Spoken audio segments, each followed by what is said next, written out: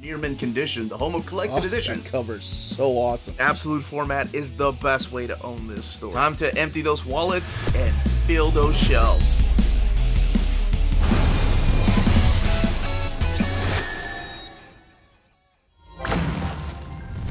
Hey, all you minties! Uncanny Omar here from Near Mint Condition, the home of collected editions. And join me today for my overview of all of these recent books from Dark Horse Comics. So let's go ahead and get started.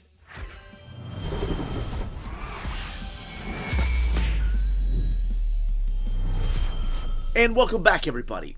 What we're looking at here are a series of different trade paperbacks, ongoing series, original graphic novels, books that have been printed before in hardcover format, but now coming out in trade paperbacks, and some brand new books that were just translated. So, big thank you to Dark Horse for sending these books our way, and all of these books should be out now as of this video. So, if you're looking for anything that piques your interest, you should be able to get it because it's already out there. And as always, I leave timestamps in the description of the video so you can jump around in case you're interested in a particular book. And I always give my seal of approval on one book. So which book will it be this time? Well, one way to find out. And please don't forget to smash that like button. That goes a long way for us here on the channel. It's a very small thing you can do, but it is the world to us. Okay, let's go ahead and get started with... Let's talk about Air, Volume 4 first. The final volume of G. Willow Wilson's and M.K. Parker's Air. Now, probably don't need to say this, but just in case, some minor spoilers as to what's happened previously in this series. So I love the premise of the series. The premise is so awesome. It's all about this character who's named Blythe, who's a stewardess, and she's afraid of flying. She's addicted to these pills, and she's a very complex character. She's afraid of heights, but is a air stewardess. Like, that's crazy. And I guess that's how she overcomes her fears. Kind of gives you a little recap as to what's happened. However, things get really strange when she meets this particular stranger on her flight one day. And it opens up the door to other dimensions and time travel. Amelia Earhart and other historical characters make an appearance through here. And that's pretty much what this is. And this is the final volume. And I'll be honest with you. When I read Volume 3, I thought that ended it quite well. And I'm surprised that they decided to come back and do another volume. But then what I was told by some of you wonderful viewers is that the series, which was originally published by Vertigo, was supposed to keep going, but they got canceled and she had to wrap up some stories by issue 15. And that's what happens here, is that in this particular graphic novel, Volume 4 that is, she has to go through 3 different tests in order for her to become a pilot. But not just a pilot of airplanes, but, well, you can find out for yourself what I mean by that. So as she's going through these tests, each one of these tests gets her closer to finding out the truth about her true potential and her abilities. And like I said, leads her into other adventures. You'll see some returning characters from her past, and you'll see her reunited with some characters that I thought were gone from the series. But because the series was, I guess, canceled by issue 15, there were some story elements that were introduced through these particular issues that are collected here.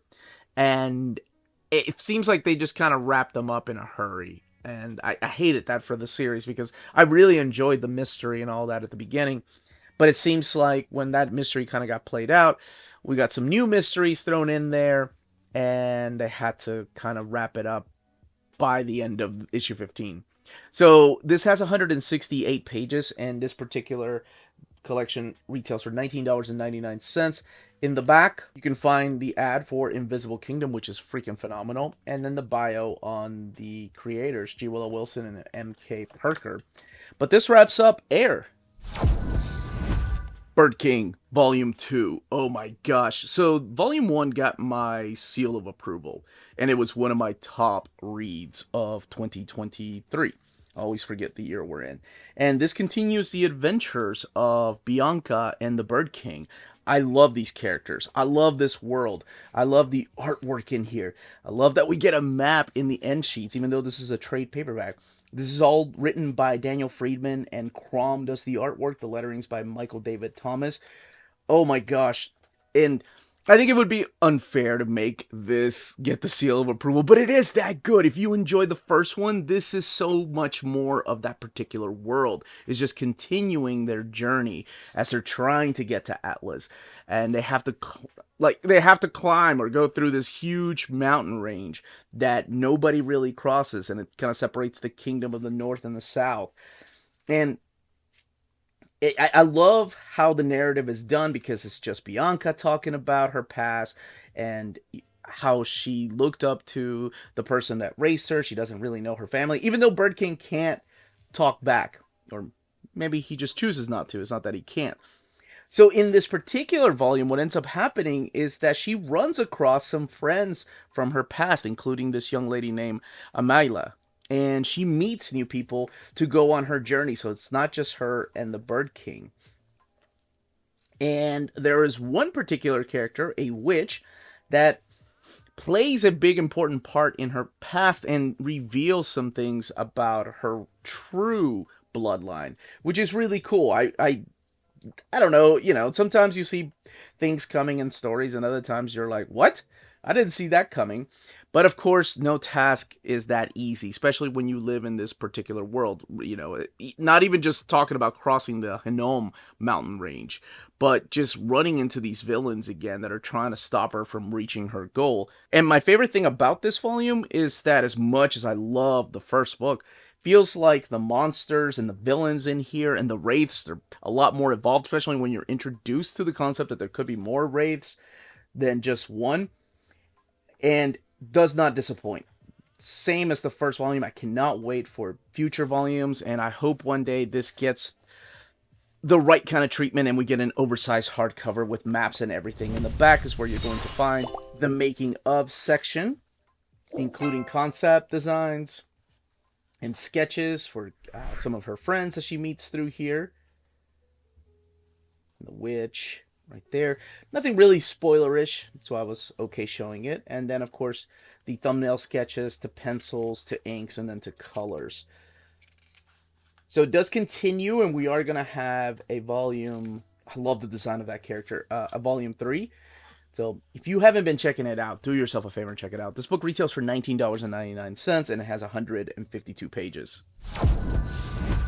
Where Monsters Lie. This is by Kyle Starks and Peter Kowalski. And this was an original miniseries, so all 4 issues are collected in this particular volume. And I'm just going to go ahead and give you the pitch. The pitch is what happens to serial killers, monsters, slasher film characters like Michael Myers and Jason Voorhees, or the things from Nightmares, when they're relaxing and there's nothing to do, when they're not breaking into people's houses and killing people, the innocent people, when the monsters aren't chasing down innocent victims. Well, they all reside in this little community, and this is Wilmhurst. It's a gated community, it's in the middle of nowhere, and this is where they come to relax. However, there are some rules when living here, and that's you're not supposed to kill while you're here, because that attracts attention from the police force. And that's exactly what happens. One of these kids that was exploring here with his friends ends up escaping and going to the police and telling the police about this secret location where a bunch of serial killers and monsters lurk. But he happens to find the right police officer, because anybody else would think, okay, kid, you're just telling tall tales. None of this is real. But who he finds is a police officer named Connor Hayes. And Connor Hayes is a survivor of a slasher summer camp. And he believes this kid, and he wants to know the location because he thinks that the slasher, the killer that killed his friends in that summer camp, is still out there and living in Wilmhurst. So that's what this is. This was a lot of fun. I didn't see a lot of the twists and turns happening here. I'm giving this one my seal of approval this time around. Kyle Starks just knocks it out of the park, especially with a different kind of killers. The concept is awesome. I really enjoyed it. Kind of reminds me a little bit of like movies like Behind the Mask. If you haven't seen that, that movie is freaking brilliant. But you know, I love horror and I love these type of stories. So it's funny, right? It's definitely very tongue in cheek. It realizes exactly what it is. There is a lot of mature themes in here, though, because some of these serial killers or slashers or monsters are just awful, and they don't mind killing a few kids. So this collects Where Monsters Lie, issue 1 through 4. The book has 104 pages. All the way in the back, you do have some variant covers, and then the character designs here for our main characters. And the book retails for $19.99. This was a lot of fun, and I'm so glad that I didn't know what to expect. I went into this completely blind. Signals is our very first book from Dark Horse that is also part of the Tapas line. I think this is the first time that they've been available here in America, and maybe they were available through Comixology, translated into English. But let me just give you the pitch of this particular story. This is done by Nika, who is the writer and artist, and this is volume 1, Old Neighborhoods. So this is the story about this young lady named Mel Song, who is a private investigator. And she's your very stereotypical private investigator that, you know, she sees a lot of crime, she sees a lot of things in life. So when she's home by herself, she's just watching soap operas and just browsing through the internets, this kind of art style. It's very anime-ish. Actually, most of these Signal books, or not Signal books, I'm sorry, Tapas books under the Dark Horse label have this anime flair to it. And there's also something about her skills, though. She's not just a private detective. She's also has the power to read minds. And that really helps her crack some cases. So the latest case is this young lady right here, Delilah Martinez, who shows up at her door, and she wants her to find her friend who's been missing for about a month. She tells her the story about her friend and how she's a runaway and how one day she left home and she never came back. So that's what this cases, this entire book. However, as you're reading through here, you get to find out about a secret society, a group of people that also have very similar powers and sometimes more powerful than Mel. And you don't know exactly what their roles are. Are they trying to help, or are they trying to keep everything hidden? But that's exactly what this is. So this is the print debut from Dark Horse and Tapas, and it's this big collaboration that they're having. So they're doing this and a couple of other books that I'll be showing here, and then one that's like a manga-sized book. But the first case takes like all of this right here. By the time you get to the end, you get some answers, but the whole case is still ongoing. And you get to meet her supporting cast through here. This crush that just shows up at her apartment whenever. And then even Delilah plays a big part through here. But 256 pages, and the book retails for $24.99. And in the back, you get a little behind the scenes about how the color works in here. And then the different outfits Mel wears through here. This is the character of Cliff, who looked a little bit different from the original sketches. And these are the concept artworks for the covers. And I love that they add these things, because this always reminds me of what mangaka do at the end of their manga. They always put these little extras, or at the end of the chapters. The adventure continues, so there is another volume coming out, and this is the other Tapas books. This is the one that I was talking about that's like a smaller scale book. Next up is The Unlikely Story of Felix and Macabber. And oh my gosh, this was so close to choose my pick of this just stack of books, because this one came really close. Actually, I've read this one before I read Where Monsters Lie, and I fell in love with this book, and I was for sure this is the one. So this one's also really excellent. This is all done by Juni Ba and Hassan Otsmane-Elhaou. And it's a really unique type of story, and honestly, it kind of reads like a children's story the way that this is done, and I really like it. It has a little bit of like that cartoonish violence, but I really want to say that I don't think it states that I don't have an issue with this being like all ages. It doesn't really state what it is, but it's fantasy and occult, supernatural, and humorous. And actually, those are the words I would choose to describe it. So, who is Felix and who is Macabber? So, Felix is this little beast, this little guy right here, that's growing up in a world where there's wrestling, and it's this monster wrestling, and it's the biggest spectacle in this particular world. He gets bullied. He's, stereotypical things that happen to kids at that age. Well, I hope it doesn't happen to every kid, but it does happen to some kids, right? You get bullied by the bigger monsters that are his age. They pick on him because he's a little bit of a runt. So what he ends up doing is he wants to be big and strong, just like Macabber.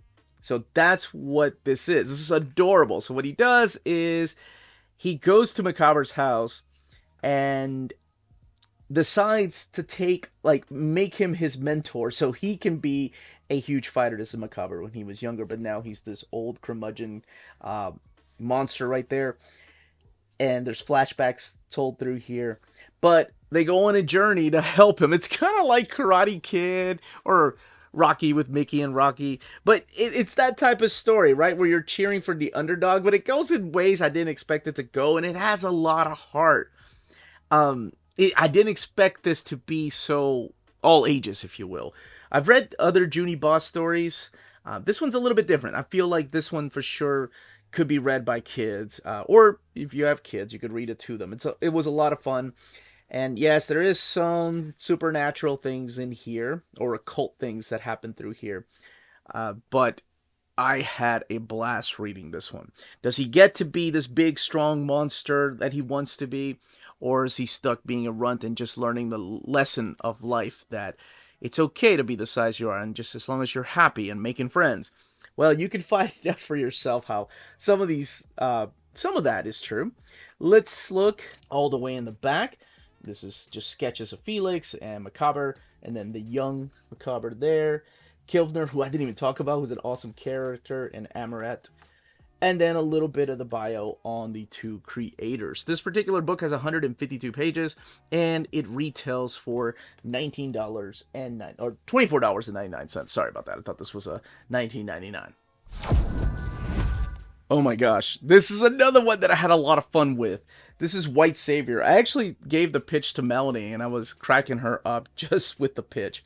So, at first glance, when I heard about the title, whenever I do the upcoming collected editions, this book, by the way, I think came out in October, November, I remember just thinking, internally rolling my eyes. I'm like, oh my gosh, we're going to have another Last Samurai story, aren't we?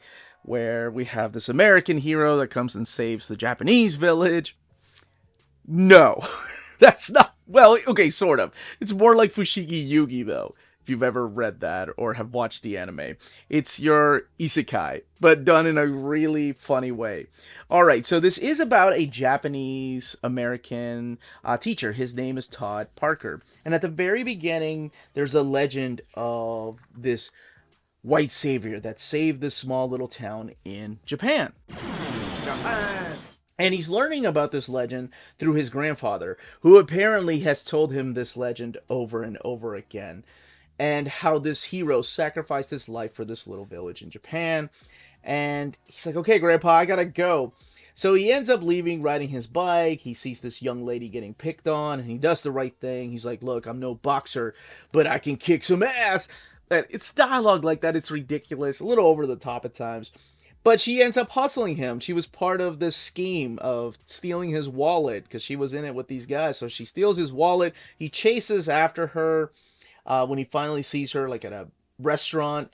And what ends up happening is that while he's chasing her, he falls and it travels back to feudal Japan. And when he travels back to feudal Japan, he realizes he's in this small village that's caught up in this giant war. And this is the village where his grandfather told him about the white savior, where this white hero lives. And his job is to make sure that history continues the way that it is, because he's a teacher, right? He wants to make sure that nothing changes.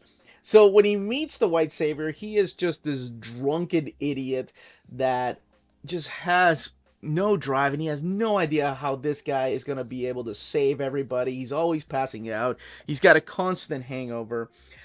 And there's a lot of other things that happen here that I don't want to spoil, but it's so hard not to talk about the funny things, because there's a part that just made me lose it that I did not expect this book to go. This one here is probably older teens. I didn't expect a lot of the twists and turns through here. It just kind of got ridiculous.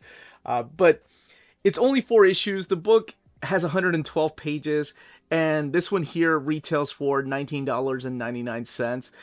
Let me go in the back here. This is the cover gallery by Eric Wynn. And Eric Wynn is the co-writer, also artist of the book, with Scott Berman co-writing the story. Also another book that was freaking awesome. Did not expect to be laughing so hard in this one. And now it's come to be that part of the video where we look at all the spines of the books that I'm talking about in this particular overview. And also the time to remind people to please smash that like button. And if you're enjoying the content of our channel, please subscribe and ring that bell for notifications. That lets you know when our videos are going live. And a big thank you to our patrons for making videos like this possible. Could not be doing this without you all. Alright, let's continue with the overview. The Flying Ship, Volume 1. This is by Jem Milton, and it's another one of those Tapas books that Dark Horse is, I guess, it's a collaboration between Tapas and Dark Horse. And I believe these were original digital releases, so not through Comixology. So this is the story of Dobrinia, who is our main character. And there's a little backstory here that kind of ties everything together about a king and his 3 sons, and how one of the sons was treacherous, murdered the 2 other brothers so he can take over the kingdom. So there's this whole curse, and it does tie it into this particular character, but you can find out for yourself how it ties it in. So it is like a fantasy type of story, and Dobrinia is out here in this military outpost that's been long forgotten, and she has her own quest to go out and find someone to marry, and I don't want to spoil who because it's a part of the story. She also has a amputated leg, so she's lost her leg, and there is a story behind that too. I know this is the only one that I've heard about Tapas, or from Tapas, because there were some of my viewers that have asked me if I had read it, and I haven't had a chance to read it. It's I can see why people really enjoy it. This one has a lot more of the young adult elements that seem to be very popular these days with fantasy, and even in the way the art style is done. It's all about a grumpy girl with, like I said, that has a missing limb and is on a quest to find true love. And she is very different though. She's very unself-consciously, physically and personality wise. So she's not really sure of herself. She finally ends up with a crew, because she does end up with this magical flying ship. And that's what the first volume is. Pretty much world building, all the supporting cast that will be along for the ride, and all the enemies she's making in this journey to find true love. This particular book retails for $24.99, and it has 256 pages. And in the back, it's where you're going to find the sketchbook and the covers. I think they've separated these, since these were released digitally, into 3 different chapters. So the first 3 chapters are collected here. So it does continue. There will be another volume. And then, yeah, the other Tapas Entertainment books. Next up is Breathers. This was such a powerful read. I've never read the stories, but I've always seen some of the single issues at the comic book stores, but this for the first time has every single issue, including issue number 0, in here. And this has 440 pages, and the book itself retails for $29.99. And all of it done by Justin Madsen, who's taken some years to do this. So I think at the very beginning he states something very strong, that, these stories that were told in this book were told before 2020, before we had the pandemic. So that is something to keep in mind. And the stories that are told through here are about this post-apocalyptic future where we follow the lives of this small cast of survivors as they struggle to survive in this world where, if you breathe the air, you could die of this horrible fatal virus. So we meet Mara and her mom, for example. There's another character named Toby who ends up meeting this girl named Easter. And there's a couple of other characters too, like the salesman who is just selling used masks. But it's all about survival and what it takes to survive in this particular world and wearing a mask. However, there is a young lady, like I mentioned this, that Toby ends up meeting. Her name is Easter, who has the ability to breathe the air that's outside. And could that mean that everybody else can end up breathing the air, or is she just special? Is she some kind of mutation? And at first the stories don't really connect, and they start connecting more and more. And then the cast gets a little bit bigger, because keep in mind, this is all told through a small town. And this is the young lady that I was talking about, Easter, that can survive outside. It's really powerful. There's a couple of moments in here that I was kind of worried where it was going to go, right? Because when you think about surviving in this post-apocalyptic world, and where the government isn't doing anything, and there's not enough food to go around, like, a lot of thoughts come to you, and the characters don't shy away from it. So it is very powerful where the story ends up going. It was a deep read, and I ended up reading this right at the end of December. This almost made it in my top 10 reads for 2023. There's just so many other books, but this is an excellent, excellent read. Jeff Lemire actually does one of the variant covers, I think Matt Kint actually does it too. And it does have, Justin's artwork does have that Jeff Lemire and Matt Kint type of style to it. But a wonderful, powerful story. And in the back, after the 9 issues, so you get all 9 issues of Breathers collected in here, as well as issue number 0, you get the covers.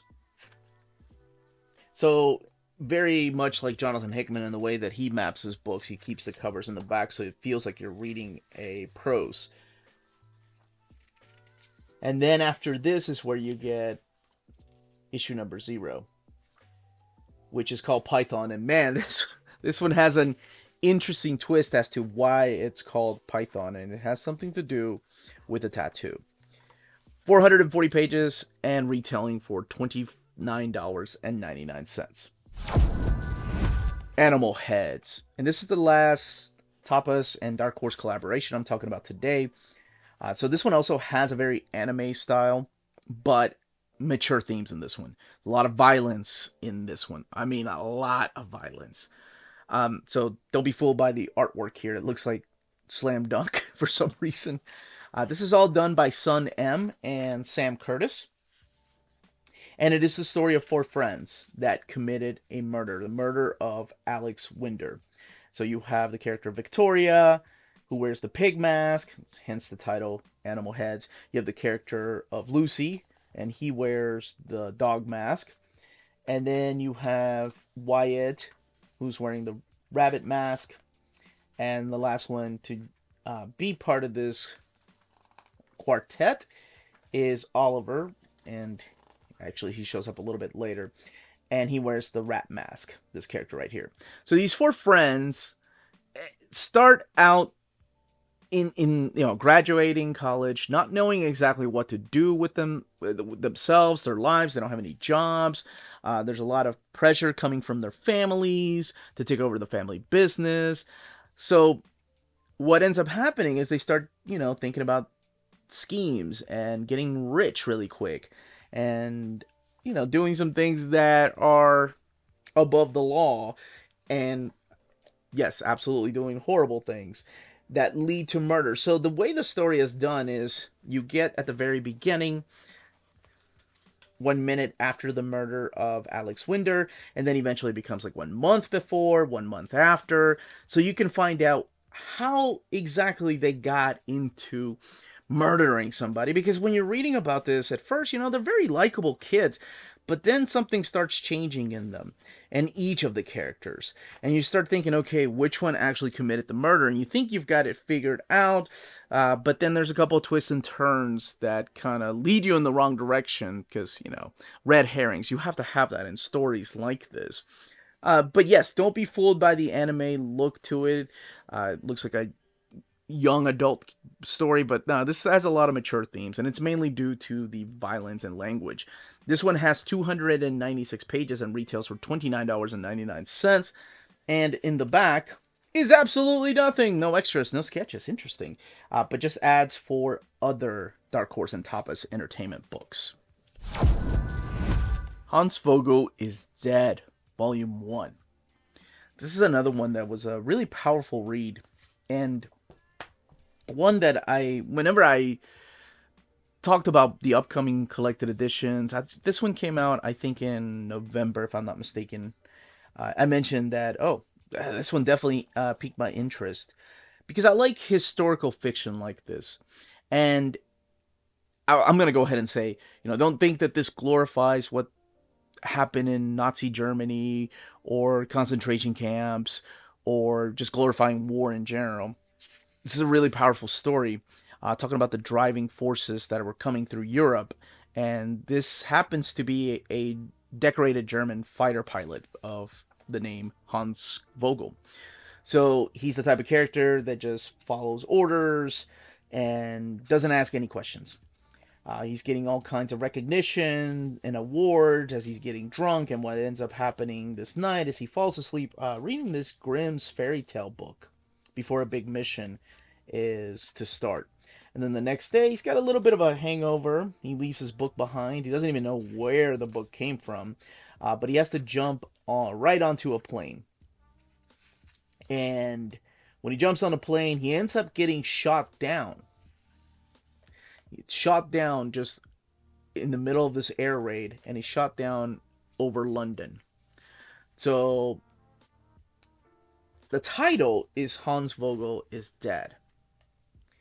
So as his plane hits the ground, he ends up dying. Maybe. Because we still have all of this to go. There's translation notes here from the German. There's historical notes, which I really appreciated reading. There's a lot to learn. So in between chapters, we have these little things like 1.5, 2.5, that are either flashbacks or him fantasizing about something, or a mix of those grim fairy tale stories with something happening in his life. But some of these are flashbacks talking about his life and setting up the man that he will become. And it is a really powerful story that throws a lot of fantastical elements in there. When he gets lost here, he starts hallucinating about demons and ends up meeting up with a fox, calls him Foxface, that starts talking to him. So he's not really alone in this journey. So it is a journey about survival and maybe the afterlife. But what I enjoyed the most about this particular book is that it's a really good just reminder of what happens in your life when all you do is hate. And you're being manipulated by other people that are, subconsciously are making you do horrible things. And is there enough time in life to make amends for those sins that you committed in the past? Even though you're just a yes man, right? Like in the army, all you're doing is you're just a fighter pilot. But you still feel the responsibility and the weight of those sins committed and the atrocities. So it is a really powerful book in that way, because it does make you think. Like I said, it doesn't do like glorification or justifying anything if you're worried about that. It is just a powerful tale about one man that was part of this big war. And by the end, is he learning something? It is a volume 1, which is really interesting because it's a big book. This book right here has 280 pages. And maybe it just feels like a big book because in between chapters, they do add a lot of things that are historical notes. And then, of course, the translations. But the historical notes really puts you in the perspective, like where he is, like his location-wise and what was going on around that particular town and village. The flashbacks are really good too. Like this one right here, I don't want to spoil. It's about a war veteran and how he treats war veterans as a child. And in the back, we do have a couple sketches. I don't know why I'm going backwards. It's just the way it is. But yes, this is the sketchbook and notes by Sierra Barnes. I'm sorry, I forgot to note that this is all written and drawn by Sierra Barnes. Beautiful illustration. Kind of reminds me of those 90s era of Disney. I don't know why. But this one here retails for $29.99. I assume there's going to be a volume 2, and I'm very curious where volume 2 is going to take us. Baltimore Omnibus Volume 1, and now collected in a softcover format for $29.99. It has been released previously in a hardcover format, but also standard size, meaning the trim size of the paper is identical to the trim size of the paper stock here in the softcover edition. But the hardcover edition, I believe, was $34.99. Yeah, when it came out. But this one is out of print right now, so Dark Horse is deciding to put these back out in trade paperback formats. So this is a big book, by the way. This one right here has 568 pages, so it is a huge book, you know, considering it's $29.99. So by Mike Mignola, Christopher Golden, Ben Stenbeck doing the art, and the colors by Dave Stewart, Clem Robbins doing the lettering. Here's the introduction about the character of Lord Baltimore and how he kind of just grew from the one-story Baltimore and then the steadfast tin soldier, and then what was it, the vampire. And they saw potential in him, so much so that he ended up having a miniseries, The Plague of Ships, or Plague Ships, and that miniseries spun out into an ongoing series. And that's pretty much how we ended up getting this anti-hero. So in here, this is all a revenge story. It's all about Lord Baltimore and going after the one-eyed vampire lord. It's very Mignola type. I mean, you're going to see a lot of that, though. I mean, when you're talking about the Mignola-verse and the Hellboy universe, you're going to see a lot of Mignola-inspired monsters and characters. But this is, yeah, the story of revenge and just going after different vampires in this particular era. And there's also there's an Inquisitor over here who pursues Baltimore because Baltimore is out there demon hunting or looking for the one-eyed vampire lord. All set with the backdrop of like World War I. And you're going to see a lot of hunted demons. I've talked about this before in an overview if you want to go back and check that out. Because we are talking about a lot of books, and I got one more book to talk about. But this has a lot of pages in it. So you're going to see a lot of the occult in here, and the same kind of things that you've seen in Hellboy. So if you're familiar with that world, that's what to expect in this. Just a little bit more of that. So all set in Europe, all on the backdrop of, well, I guess it's the tail end, really, of World War I. And the adventures of Lord Henry Baltimore, the soldier determined to wipe out all the monsters during this particular era. And no matter where it takes him. And all the way in the back, you do have the sketchbook. I love that they add these in every single one of these big collections. And pinups, character sketches and designs, and even some covers. And there are some sketches here by Mignola and then covers here.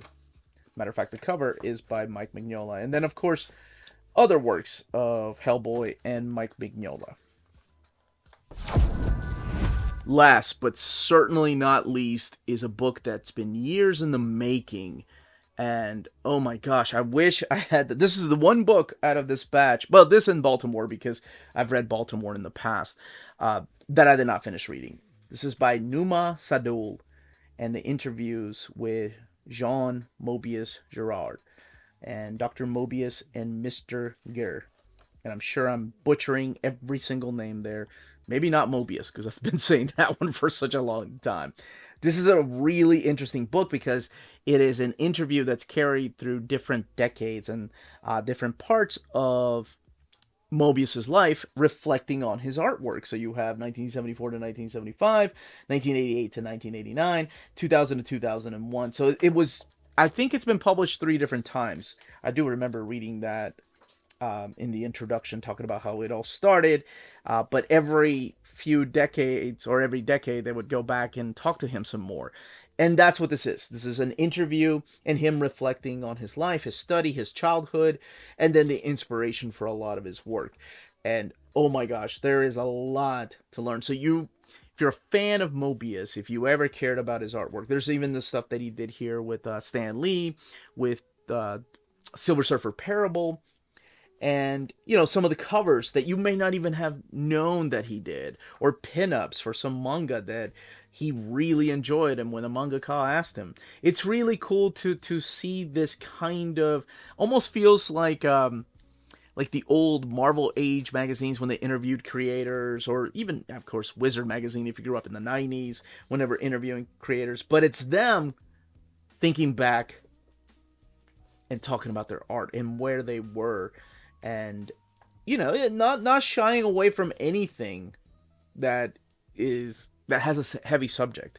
It is a beautiful book. This one has 288 pages and retails for $29.99. Some of my viewers have been asking me, what is this exactly? So I kind of figured I'd give you a small taste as to what this is. So it is written like a prose, but it is an interview between one of the most famous interviewers, because I believe this is the same gentleman that interviewed Hedehei, I think, the gentleman that did Tintin, and then the Tardy interview. He also did a Tardy interview. This is the Adena era. So you do go through different eras, and there's pictures and photographs of his family. But definitely for any fan of Moebius, we don't get things like this in America that often. So it is a soft cover, but it is a bigger size than your trade paperbacks. So there you go. That, as they say, is that. If you're interested in purchasing any of these books, don't forget to check out our sponsors. If you're in Europe and you're interested in buying these books, definitely check out Walt's Comic Shop in Berlin, Germany.